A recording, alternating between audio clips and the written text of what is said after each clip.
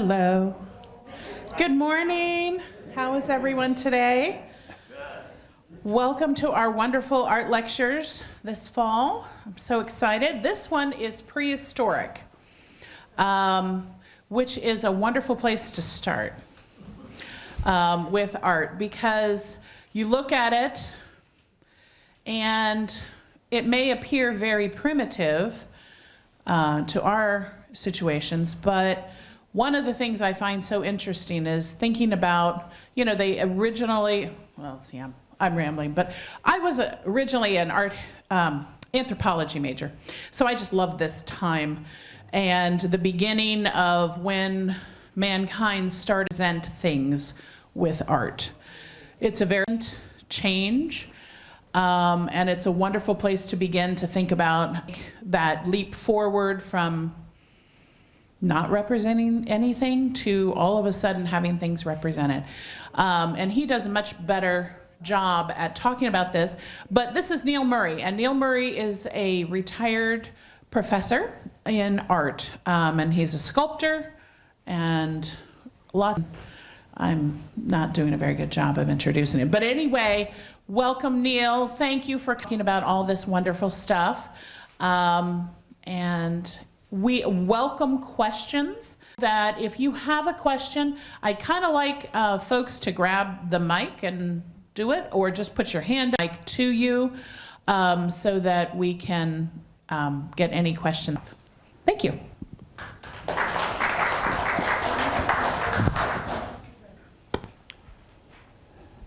Thank you, Jana.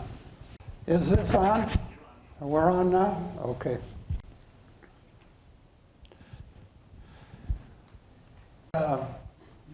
Thank yous last week. I thanked to help me as she helped me put this series together. I failed to thank my wife, Marilyn, who's sitting over there, is up for me. And I don't type at all. What you have is done by Marilyn. And she'll think that I'm a terrible speller. So we do this with a dictionary in hand. Something you perhaps noticed last week, one of these outlines out every week, but you will notice that the outline represents everything I want you to get out of the lecture. But I almost never look at it.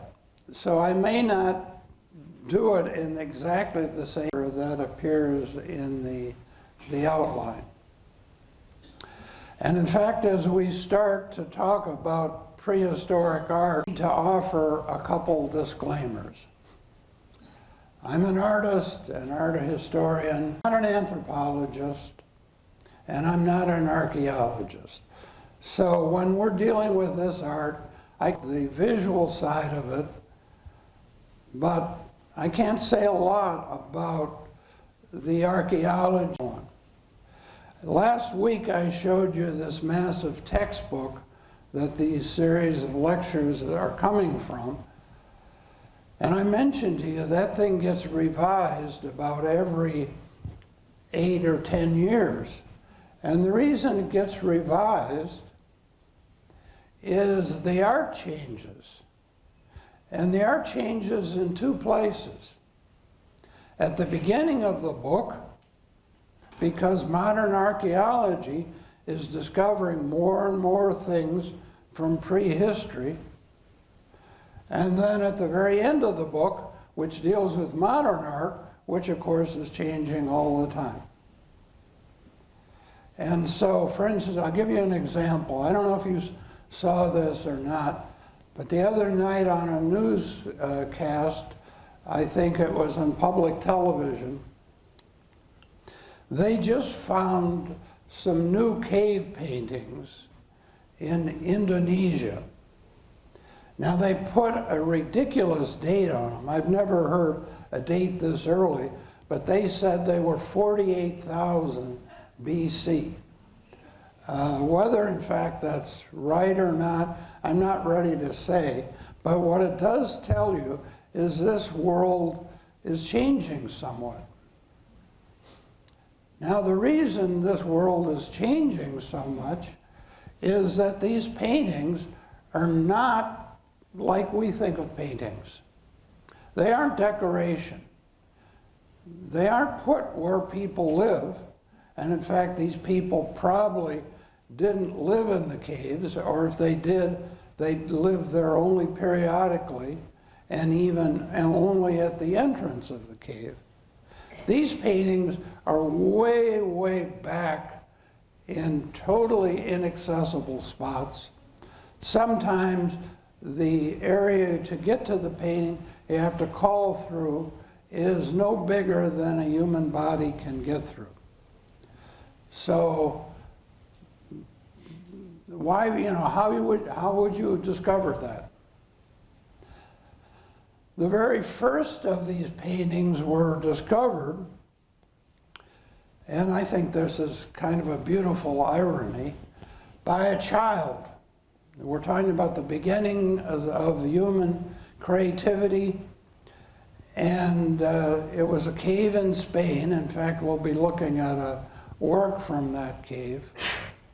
And an uncle and his granddaughter or his niece were going through this cave, and they were exploring it. And given the height of the uncle, he just simply saw the plane of the ceiling and didn't see any images on it. But the niece, being much smaller, was able to look up and start to point to the images. That was Altamira Cave, and we'll be looking at an image from that cave in a few moments. Now, the other thing I want to say about the art we're looking at, we have all been conditioned by Hollywood and the idea of cave people as being these slow-witted, crude, primitive people. If we took one of the people who created these images and dressed them up like us, we could put them in this audience and we couldn't identify them. These are anthropologically modern people. They're the same as you and me. The period we're talking about in terms of evolutionary time is just a small little snippet of time. Now I want to add something too. This is on top of the lecture sheet I gave you. It'll help you understand. The first heading I have there is magic. But to understand magic, you need to know what animism is. Animism is the belief that there's spirit inside of everything. And the ancient world didn't separate the way we do organic and inorganic. Everything was part of life, rocks and whatever. Ancient people knew they had a spirit or a personality, and the natural assumption was other things also have something like that in them. And so they worked on the belief that everything had a spirit, and they thought of the world as full of spirits. By the way, some of you are probably aware of the fact that that belief, to us it sounds naive, but modern science is actually revising our thinking about it. Now we actually think that plants have reactive mechanisms. Now, I don't know if we could quite call them feelings, but they have their own internal spirit. Magic, then, is a way of controlling these spirits. In the ancient world, when you have this idea of spirits everywhere, some spirits you can imagine as good, and some spirits as evil. And your job is to try to control the spirits so you work with only good spirits and avoid the evil. premise of most of the prehistoric art we're looking at is magic. That somehow the object has a spirit in it, and we can manipulate that spirit. Now, this is one of the reasons that we don't see any renditions of people in these paintings. It's just animals. The closest thing we see to a rendition of a person is outlines of hands. Artists sometimes put their hand up against the surface of the cave and then outlined it. I'll explain in a minute how the paintings are made and how they outlined it. But the idea of representing themselves in a recognizable way meant that if they did that, someone could manipulate their spirit in that object, in that visual object. So they didn't represent themselves. If they represented people, they represented people anonymously, with no facial representations at all. Portraiture is a much later art form because it's dependent on a movement away from that animistic understanding of things. But anyway, magic is still with us today. We all want to think, well, that's part of animism, it's got nothing to do with us. Let me give you an example of magic today. I can get some absolutely wonderful reproductions or representations of the painting of almost any artist. Let's say Rembrandt. Absolutely terrific. They're as lifelike as the original painting as almost anything could be. But they're almost worthless.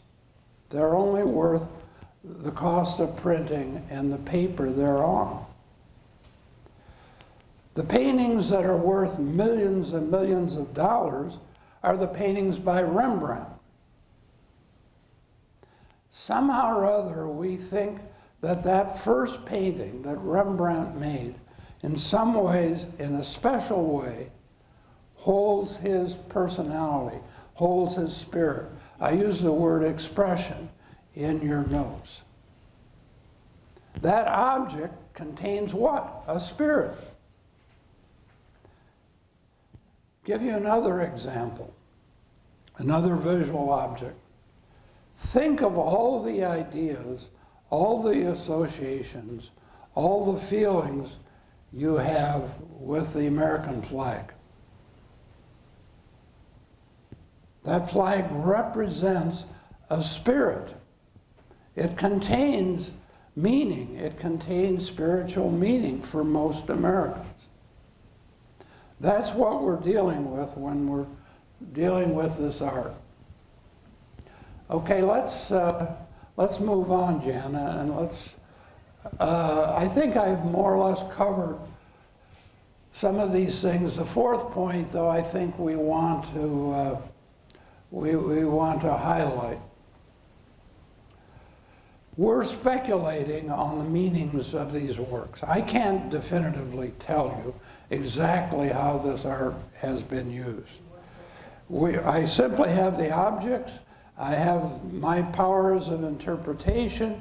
I have modern hunter-gatherer societies, how they deal with art, and we try to make analogies back to what they do with it. But everything I'm going to tell you, I'm immediately discrediting because it's all speculation. It's prehistory.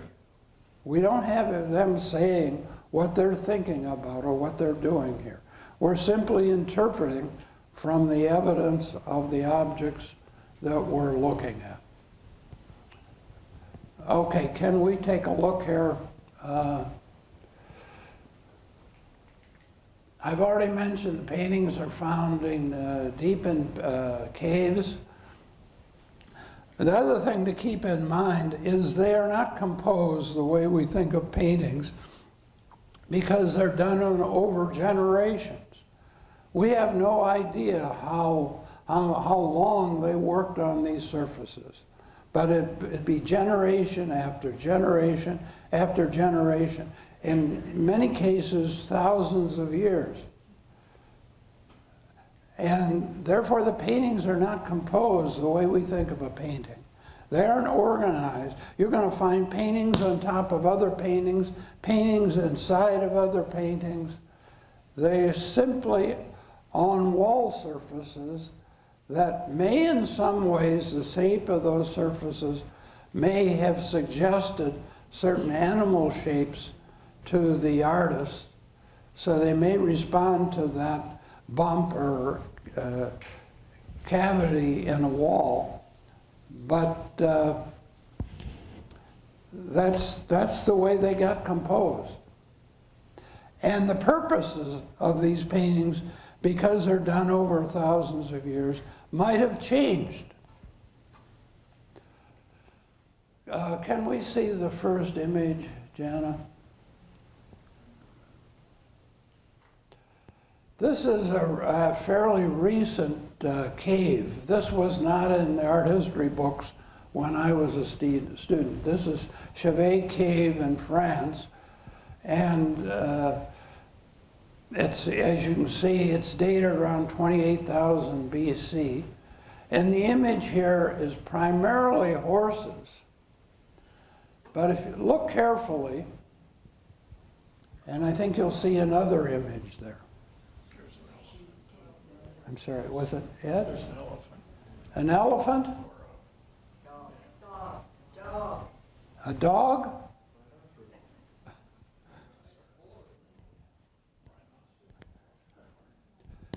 Okay, as I've said the other day, it's okay if things are ambiguous, but you have this animal shape here, here's an eye.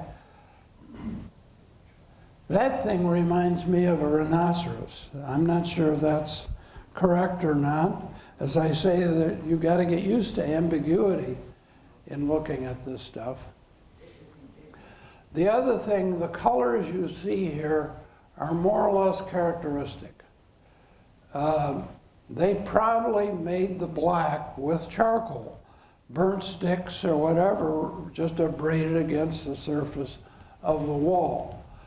But you'll see in other paintings other colors, but you almost never see blue and you almost never see green because those minerals weren't available to them. And iron oxides, those were the available minerals. So you'll see the paintings are mostly orange, yellow, brown, because those are colors derived from iron oxide.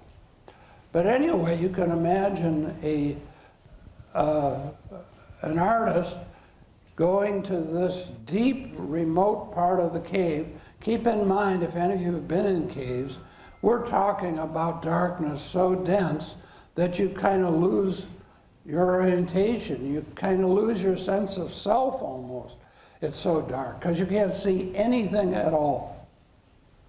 Now that we actually have their oil lamps that they used. That's how they lit the space that they were working. They got fat from the animals they caught and made lamps. But imagine now, this is a flickering little piece of stone with a hole in the middle of it to hold the oil. And it's a flickering light bouncing around these complicated surfaces. It's a totally mysterious, almost disorienting environment. I think at that point the artists were also what we sometimes call shaman. Shaman are people who are sort of elevated in the religious sphere and thought to be specially wise or specially gifted or especially good at healing. So these artists would go into these remote remote spaces and start to create these images of animals. Can we see the next one, please? This is a wounded bison, and obviously these titles are modern titles. This is the cave where first cave painting was found. And you'll notice the colors. It's basically black and anything associated with the warmer side of the spectrum. The artists obviously have an intimate knowledge of these animals. Keep in mind, they have no models. They've hunted animals or whatever. They go in there and they paint them, but they're in the artist's brain. They aren't in front of the artist. These are artists who live so closely with nature and these animals that they have that kind of familiarity. Now, in some of the images, we note marks on the surface as if they might have been involved with some sort of hunting magic. In other words, they create the image, they throw a spear at the image, and that helps them control the spirit of the animal, so it becomes a kind of hunting magic. We tend to think of them partly that way, but there are other evidences that suggest that might be partly true part of the time, but remember, they're used over a very long period of time. These animals may have to do with birth magic, with life magic. They're deep in the earth. The animals that are represented are not just food animals. The other animals that as far as we know, they never ate. They never used as food. So try to think of that in an analogy. This is a world, they don't have our modern biological understanding of things. We don't even know if they connected sex and babies because of the time duration between the two. One thing we do know, probably, partly through modern hunter-gatherer cultures, is birth was not a frequent event among them. For our world, fertility is everywhere, populating the planet. In the ancient world, birth is much, much rarer because these are societies, hunter-gatherer societies, are moving all the time. Modern women athletes, that they typically, if they're involved with an endurance sport, straight the way normal women do. So birth becomes a really, and we have to assume infant mortality is probably world. As far as we know, they didn't live much longer than 40, 45 years old. It's a much harsher, much more difficult, complicated, difficult world than you're thinking about. Now, why would it be birth magic? Partly because at the time these paintings were being made, an ice age is happening. And what happens in the ice age? Some of these animals are disappearing. So it might have been a way of thinking about a regeneration of life to sort of help the earth give birth and regenerate itself. Again, these are speculations. I'm not going to say I'm right about any of it. There might have been other meanings, and because the generations pass on and new artists come in, there might have meanings here. So there might have been meaning after meaning after meaning. The next one, please. This is the Hall of Bulls at Lascaux Cave. And you can see what I'm saying about composition. They just put things wherever there's an empty spot. Now, some of these images are quite large. The largest bull, as I understand it, at Lascaux Cave is 16 feet long. That's a great big image. I'm not sure if it's the bull you see on the right here. But in any case, you can see how these images relate to the wall. There is no ground line. It's not a scene the way we think of painting. It's just animal image on top of animal image, sort of floating in this nebulous geologic space.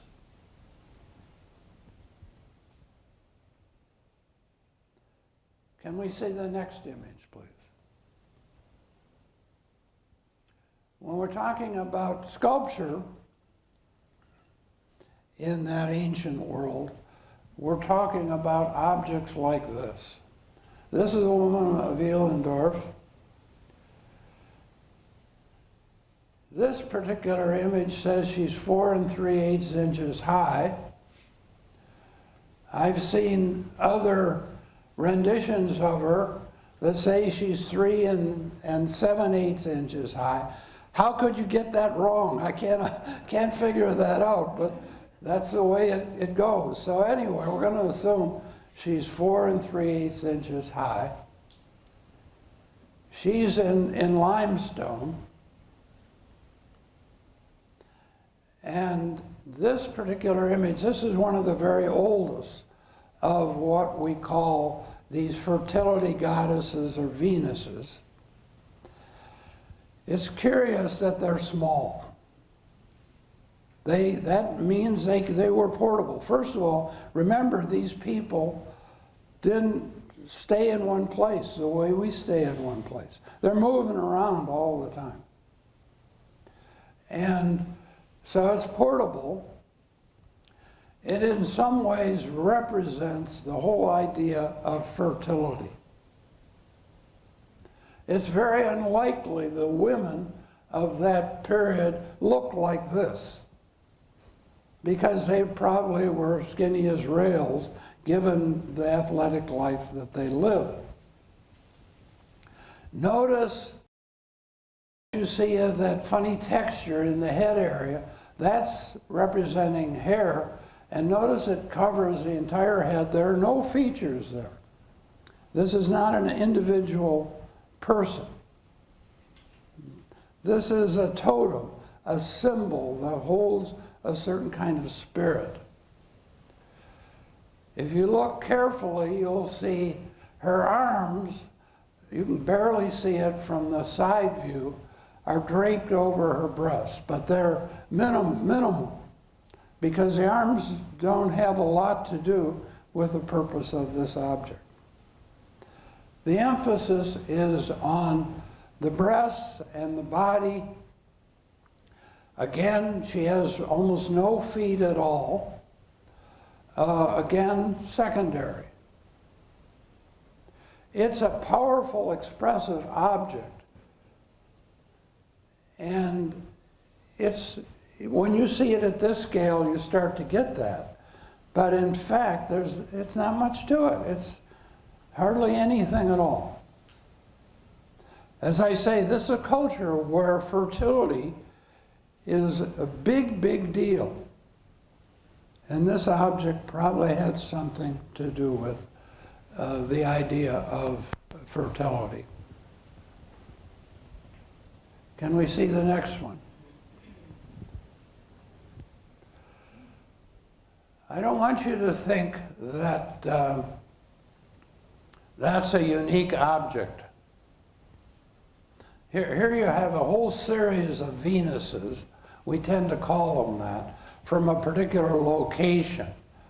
And you notice they're all done in a kind of similar way. These are much more recent you'll notice the date here, 6000 BC. And so some of them do, in fact, have facial representations. Most of them don't.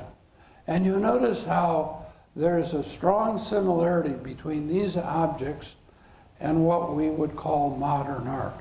I could have put one of these in my modern art lectures and you wouldn't even notice it, because there are some of the premises here are very similar to some of the visual premises we use in modern art.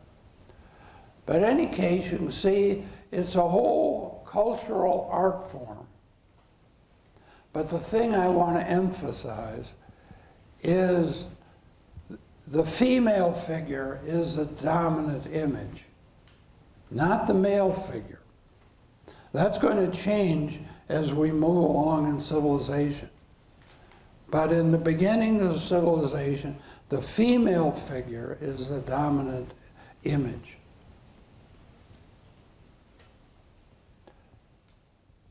Can we see the next one, please?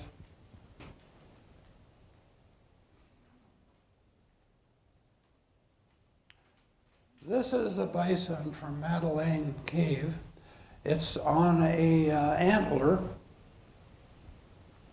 And you notice how these older sculptors very much try to accommodate the image to the shape that they're working with, how he has to bend the head of the bison to be able to fit it into that antler. But it's a beautiful sort of connection between human imagery and nature. And that's exactly what you see here. When I was a student, when I was a sculpture student, this was the kind of goal we were working towards, to try to connect the work we made directly to the material we were working with. It's the same goal that I referred to last week when I said Michelangelo carved his David because of the limitations of the piece of stone he had. He created the meaning of that work because of the gouge taken out of the side of it. But again, notice 4 inches. This is not a big object. Remember, these people, they aren't staying in one spot. These are not statues. They're moving with these things. Can we see the next one, please? Okay, now we're going to start to talk a little bit about early settlements. I used to teach a course with some of my colleagues at North Park University called Traditions of the West.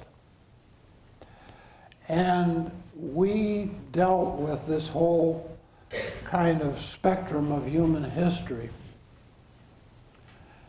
And we basically noticed that the most critical change in human history happened early on, very early on. That it was agriculture. Because you have to have a settled society. You have to have a food source that you have to get. So agriculture sort of shaped the character of it. And once you get agriculture, probably started in the Middle East, not in Egypt, but probably in the Fertile Crescent. Once you get agriculture, you have the possibility of groups, clans, family groups coming together and create some sort of what we would think of as an organized society. What we're looking at is a model of the ancient city of Jericho. Notice the date here. This is way pre-biblical.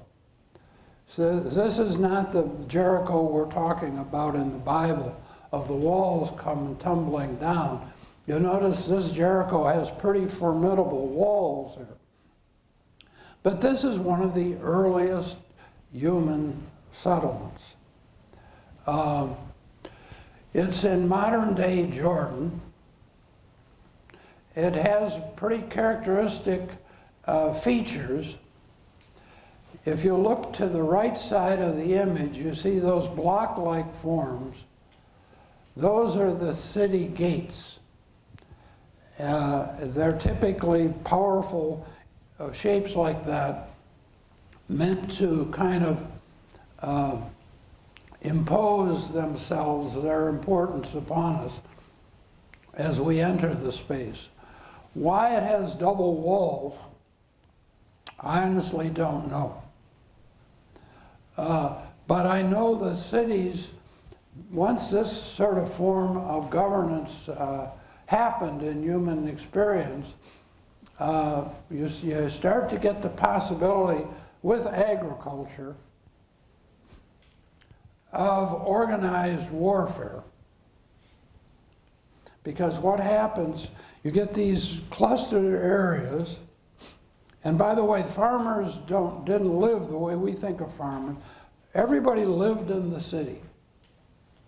They're all protected in the city. This is their home base. They walk out to the fields they're cultivating. They don't live out there. Now your city develops, you expand your territory, you expand your agriculture.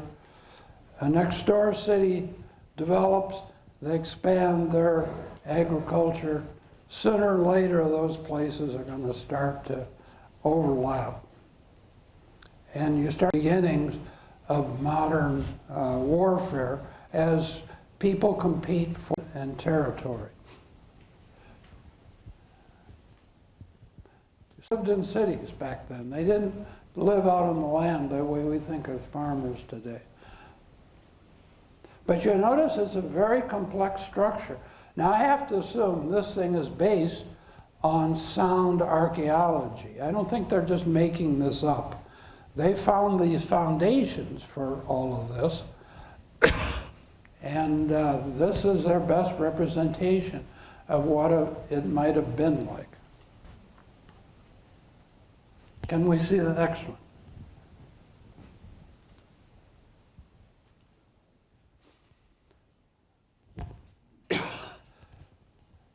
By the way, the spelling is wrong here. This is not that any of you would care because you'll never use this word again, but the location of this sculpture is Catal, C-A-T-A-L, Huyuk. And it was a very ancient settlement in Turkey. Again, more or less contemporaneous with Jericho. You notice the date here, 6000 BC. Now that's like 3,000 or 4,000 years before Egypt. So it's very ancient times. I want you to see what's happened here to the Venus. She's seated now. I think she's seated because it looks like some sort of a chair. And if you look carefully to the left, there's an animal, probably a lion. You see its head. The head broke off on the right side of the image. So she's somehow enthroned. And you have these guardian animals. In the ancient world, guardian animals become an important part of the imagery. When I show you Mideastern art next week, we'll see some of these guardian animals. And that's, again, a tradition that's persisted with us today. I spent my career teaching in Chicago. Every fall, the lions in front of the Art Institute of Chicago wear bears' helmets. But the lions are there as guardian figures, as part of an ancient tradition.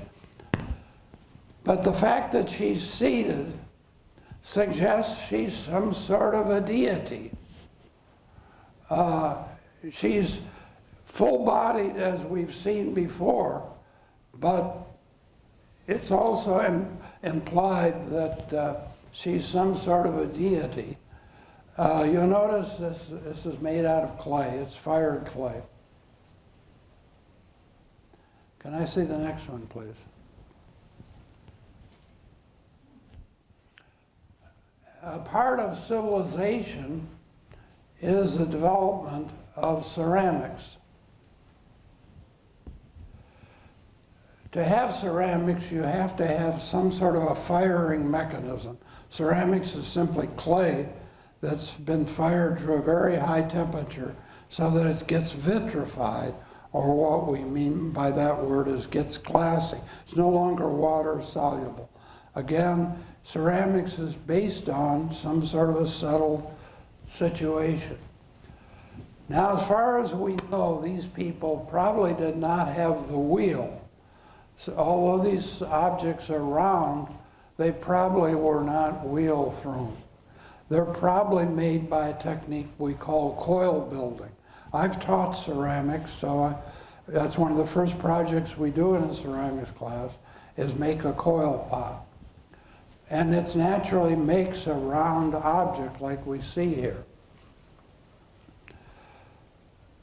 The other thing you want to notice about what you're looking at, first of all, they really are kind of handsome looking objects. These people they're very connected to nature. They have a natural instinct for nature's grace and variety in shape and so on. Their sensibilities are not numbed the way we are by modern technology. The other thing I want to note, though, is you notice these objects are decorated. Now, in that world, that decoration probably is not the proper word. Remember, they believe things can be filled with spirits. And there's a term we often use in relationship to the ancient world and decoration. It's called horror vacui. It means a fear of empty spaces. An empty space can be filled with good spirits or bad spirits. You have no ability to control that if it's empty. But if you control what's happening on that surface, you can bring good spirits there. So they have a fear of empty spaces. Most primitive cultures, if you look at their artwork, are just covered with marks and what we call decorations everywhere. And that's because of this fear of empty spaces. And actually, it moves forward into a very basic culture. It even shows up in the Bible.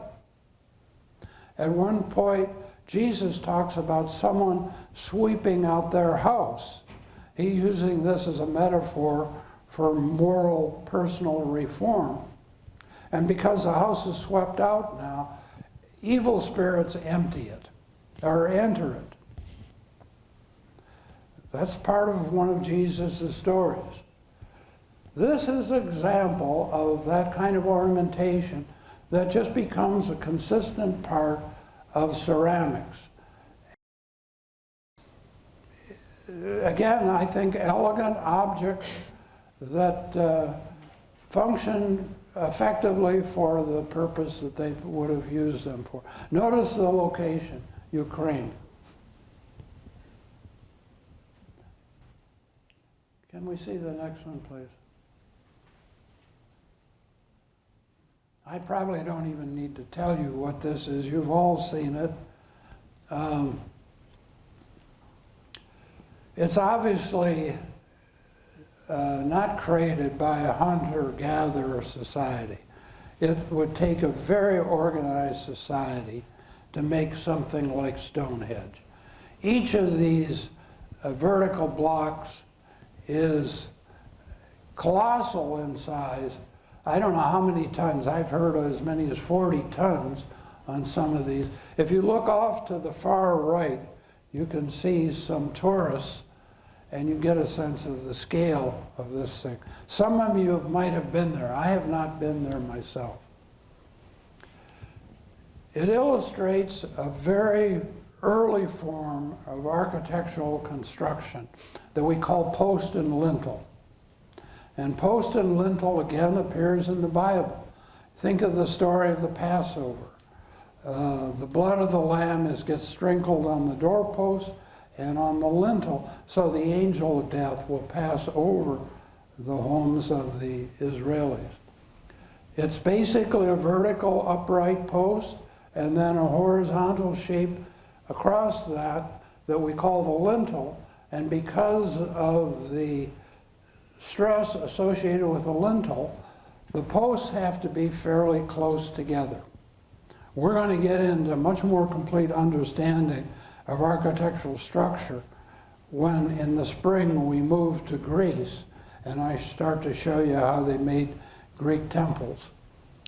But in any case, you can see it's a very organized structure. It's circular in shape, and apparently there are ditches around it of a much wider scope and stones in some of those ditches.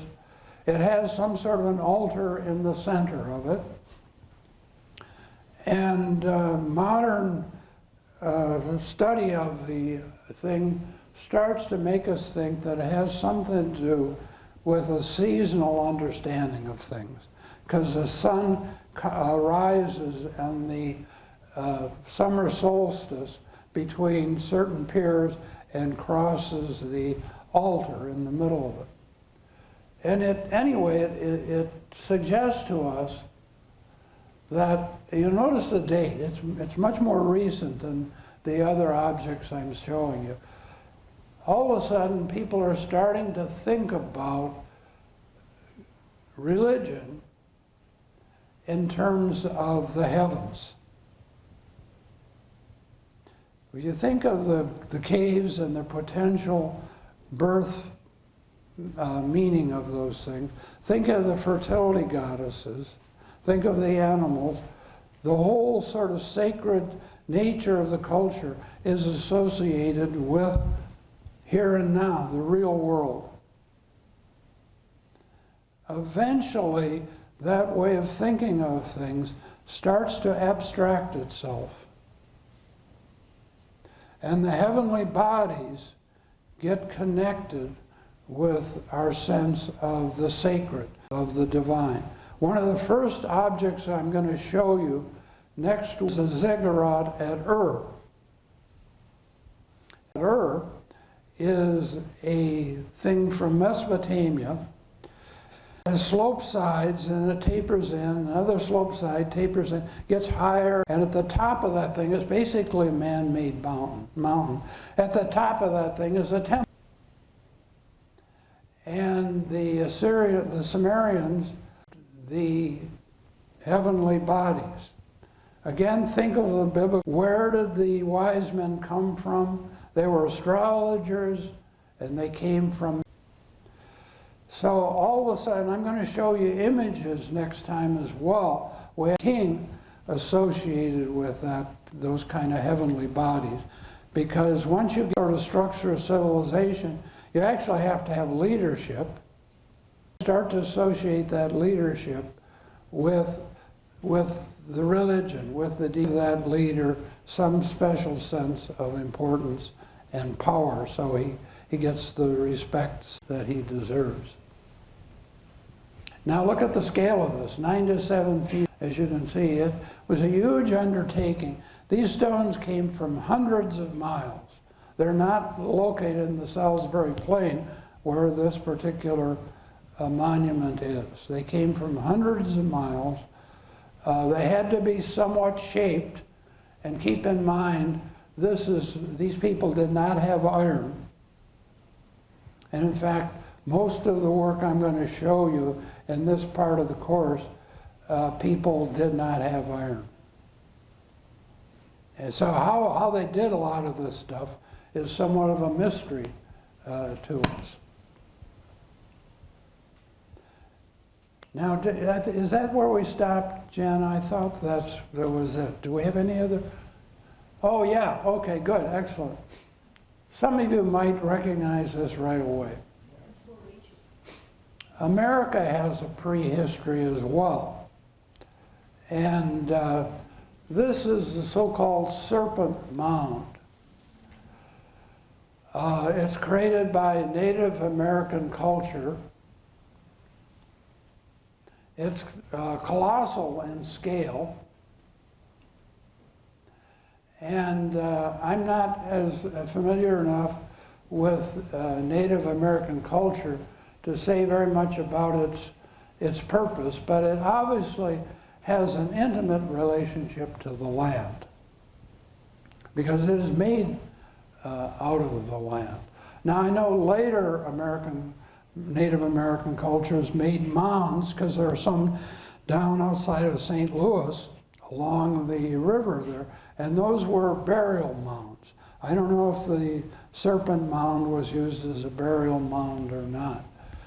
But next time we're going to see a very gigantic mound that was also used as a burial mound.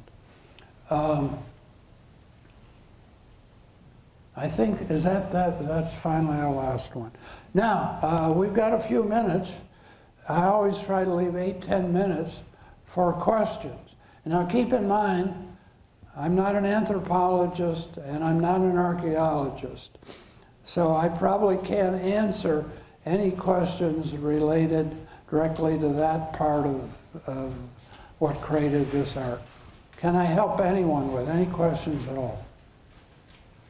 Yes, over here. I just have a comment. I have a comment on the, whoops, is it on? I have a comment on the one on birth.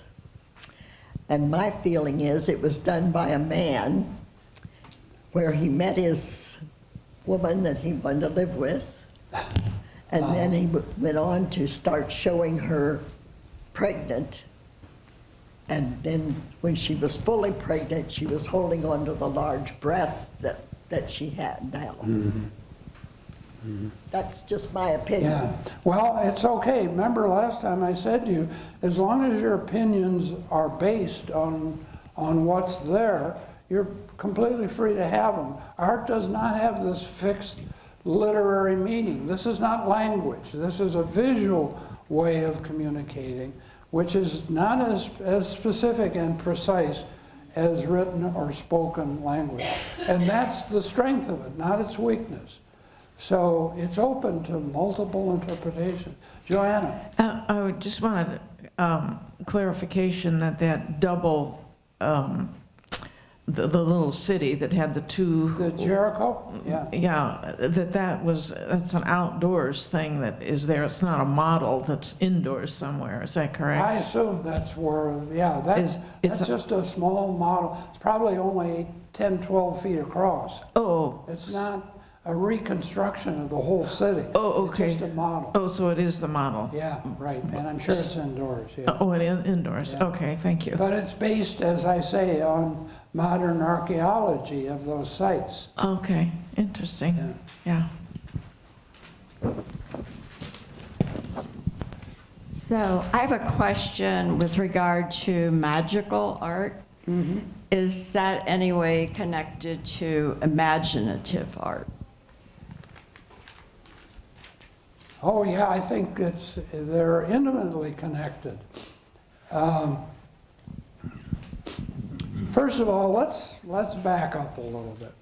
Do you realize what a colossal feat it was for human beings to create images? Now we know apes can be as smart as humans up to the age, this is true of chimpanzees, 3 years old. The smartest chimpanzee is as smart as a human child up to the age of 3. But they don't create symbols. They can be taught to speak sign language because they don't have vocal cords like we do. But they don't create symbols. They can create tools. They know how to use sticks to dig grubs out of the ground. So first of all, we start with that idea.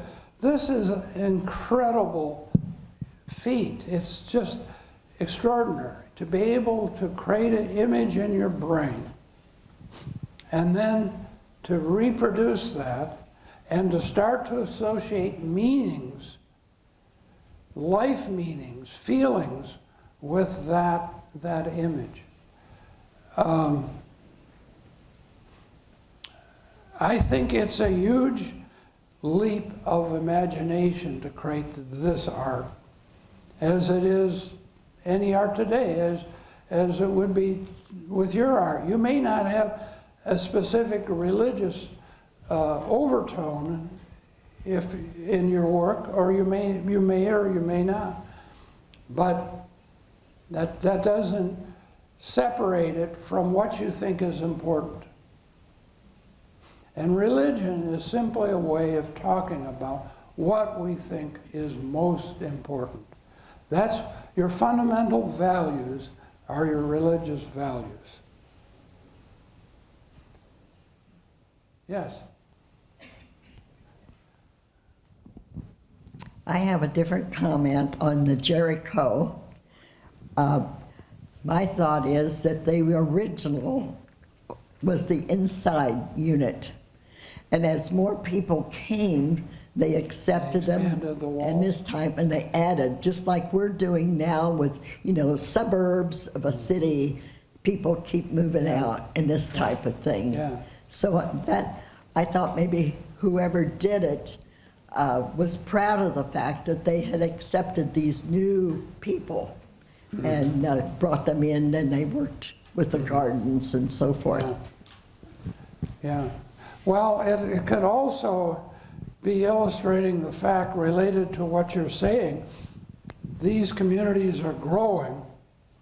We are now dealing with the possibility of a settled lifestyle and therefore a much higher birth rate.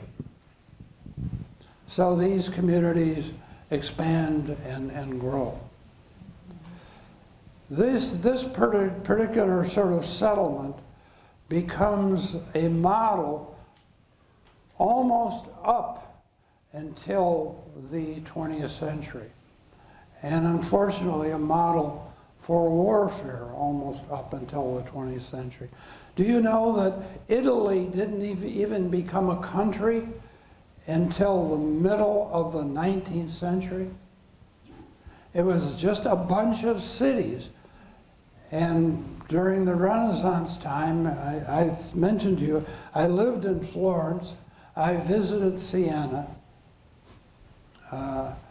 and Florence and Siena were fighting each other all the time.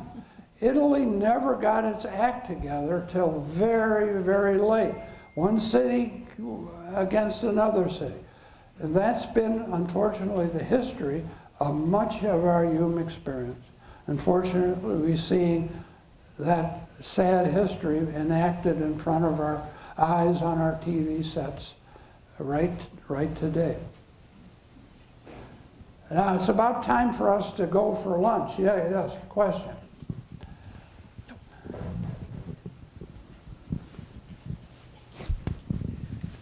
I didn't see the article on TV about Indonesia, but I'm curious to know if there's a thought that at 40,000 to 48,000, this cave art was full-blown, or was there reinvented in different parts of the world simultaneously? Yeah. It's hard to say. Again, I am not an anthropologist. I don't know when things were first settled or second settled. But much of this grows out of just basic biological experience of being human. And they're human in Indonesia as human as they are in Europe. How this all happens, I don't know. The one picture that I saw associated with that Indonesia finding was very much like that tapestry up there. The hands? A bunch of hands. Yeah. And I don't know if there was animals or not. Yeah. It was all that was. Right. And by the way they did the hand thing, I never fully explained that. They would take, if you look at a lot of these images, some of them look like they're spray painted.